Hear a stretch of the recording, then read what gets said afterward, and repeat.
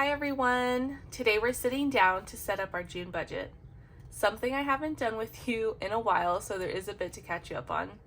If you haven't done your budget yet, I hope you'll join me. This is one of the biggest ways we stay on track while on our debt-free journey, so let's get into it. I'm gonna start by filling out my sheet here. This sheet isn't ideal for me, but I've been trying to make it work, so I'm gonna start by listing all of my expenses for the month. And then I'll continue with listing all of my sinking funds below that. This is a page I will constantly come back to throughout the month. Reflecting on May's budget, I would like to say in May, Chris and I did cut out a few of our expenses. We cut out my Apple Music, which was $11 every month.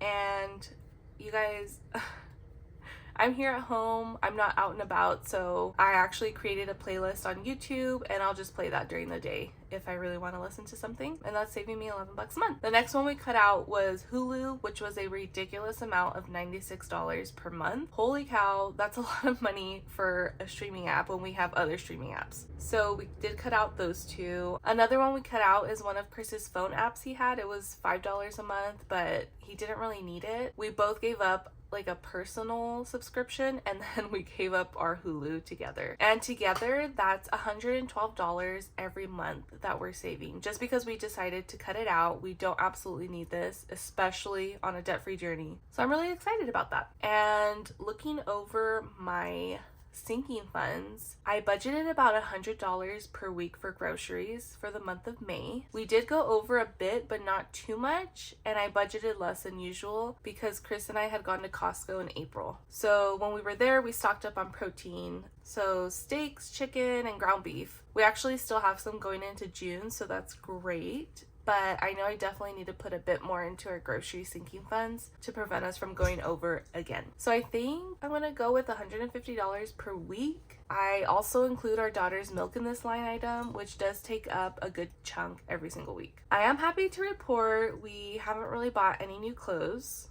And as I just said that, I realized that's a lie. Chris actually did get new work socks, and I got a pair of flats from Amazon. The reason I did is because I actually did start a new part-time job in May. I haven't even received my first paycheck yet. That's how new it is, you guys. I'm not ready to leave my baby yet, but I would also like to interact with adults at some point. So my new job is hybrid, and I'll be working the majority of the time at home. And so far I love it. Moving on, we have merged quite a few things just as miscellaneous now, such as our clothing. So Chris and I know we don't need any new clothes. The only reason we would is maybe if some special event comes up or something. But yeah, so we're not making clothing a priority sinking fund, if that makes sense. I'm still trying to figure out the best way to budget. You guys know I used to do cash envelopes for our expenses and sinking funds. For the past year, we haven't used cash envelopes, but instead keep it in our bank account. I love moving over our expenses money to our expenses account on paydays, and we know every single expense is going to get paid, and we know we cannot touch that money. With that said, it does get more difficult to budget for our sinking funds. For example, when all of our sinking funds money is in our checkings account, it's so easy to say, yeah, we can go out to eat, there's $1,000 in there. But everything adds up, and before you know it, we don't have money left in that account for what we had originally budgeted for, such as Chris's haircut or our gas money. So I think with coming back to YouTube, I'll consider keeping our expenses in our checkings account and going back to good old-fashioned cash envelopes or our cash binders for our sinking funds. Also, it's just really fun to physically have the money and put it into our binder or cash envelopes or whatever we're gonna use. I wanted to talk about our overall goal for the month of June.